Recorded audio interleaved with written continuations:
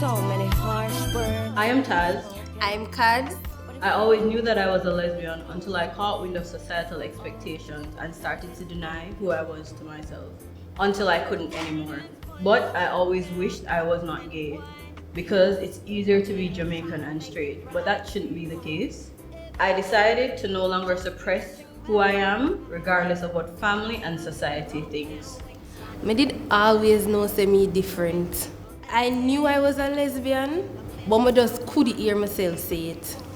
It wasn't until my last year in high school that I heard myself say it for the first time. When I start college, I start accept myself more. My dream is to see Jamaicans living free regardless of societal norms. I'm Kads. I am Taz. I'm Jamaican. I am Jamaican. We are Jamaicans.